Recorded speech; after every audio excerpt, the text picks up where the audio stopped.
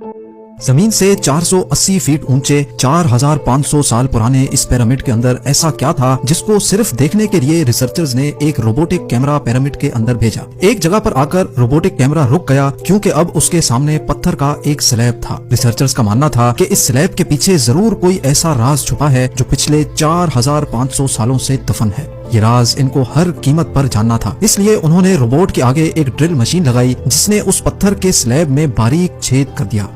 अब इस छेद के अंदर एक कैमरा भेजा गया जिसने स्लैब के उस पार एक ऐसा मंजर देखा जो पिछले 4500 सालों से किसी ने भी नहीं। नाज़रीन, मिस्र यानी इजिप्ट में टोटल 138 ऊंचे तरीन पिरामिड्स मौजूद हैं जिन्होंने पिछले हजारों सालों से दर्जनों अर्थक्वेक्स और कई खतरनाक तूफान का सामना किया, लेकिन मजाल है इनमें से कोई एक भी इधर से उधर हुआ हो। इनमें से सबसे ऊंचा और बड़ा pyramid the great pyramid of Giza कहलाता है और इस पिरामिड की बेस का एरिया 13 एकर्स है। यानी इस पिरामिड के अंदर हैरत अंगेज तौर पे एक दो नहीं बल्कि पूरी 9 फुटबॉल फील्ड्स आराम से फिट आ सकती हैं। एक एस्टीमेट के हिसाब से इस पिरामिड में टोटल 23 लाख बड़े बड़े पत्थरों का इस्तेमाल हुआ, जिनमें से कई पत्थरों का वजन 50 टन भी था। अगर इसके टोटल वजन का अंदाजा लगाया जाए तो इस पिरामिड का वजन 60 लाख टन है, जो 12 बुर्ज खलीफा के वजन के बराबर बनता है। लेकिन इतने ऊंचे और आलीशान पिरामिड्स बनाने का आखिर मकसद क्या था? हजारों साल पहले जब इंसान के पास कोई टूल्स भी मौजूद नहीं थे, तब इन पिरामिड्स की दीवारों को कैसे इंच बाय इंच लेवल किया गया?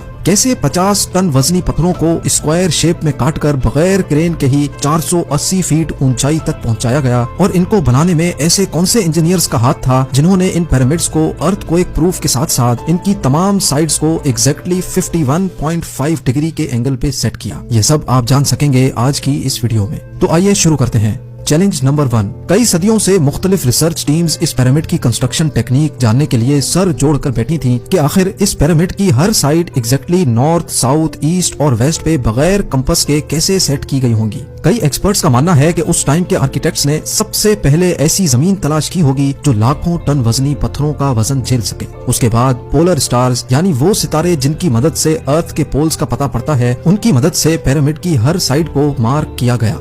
ना कोई कंपास और ना ही कोई ऑप्टिकल इंस्ट्रूमेंट, सिर्फ इस बेसिक टेक्निक से हजारों साल पहले इस पिरामिड की डायरेक्शन सेट की गई और वो भी 0 एरर्स के साथ। Challenge number 2। अगला चैलेंज था जमीन को लेवल करने का। जिस 13 एकड़ की जमीन पर इस पिरामिड को बनना था, उसका लेवल थोड़ा सा भी आउट होता तो 23 लाख पत्थरों के इस पहाड़ का खड़ा होना बिल्कुल भी मुमकिन नहीं था। अब इस जमीन को लेवल करने के लिए उस टाइम के इंजीनियर्स के पास ना ही लेजर लेवलर था और ना ही बबल लेवल। एक्सपर्ट्स का मानना है कि कंस्ट्रक्शन साइट की चारों साइड्स पर खड्डा करके उसमें पानी डाला गया होगा और फिर एक साइड के पानी के लेवल से दूसरे साइड के पानी के लेवल को मैच किया गया होगा। जो जमीन का हिस्सा पानी के लेवल से मैच नहीं कर रहा होगा, उसको छेनी और हथौड़ों की मदद से काट कर लेवल किया गया होगा। कई एक्सपर्ट्स का मानना है कि एंशिएंट इजिप्शियंस ने इस सिंपल टूल का भी इस्तेमाल किया, जिसकी दोनों साइड्स पे लकड़ियां और उसके ठीक सेंटर पे एक रस्सी से पत्थर बंधा हुआ है। अगर पत्थर जमीन से टच हो गया और उसकी रस्सी ठीक सेंटर लाइन पे आ रही होगी तो इसका मतलब है कि बीच की जमीन परफेक्टली लेवल्ड है।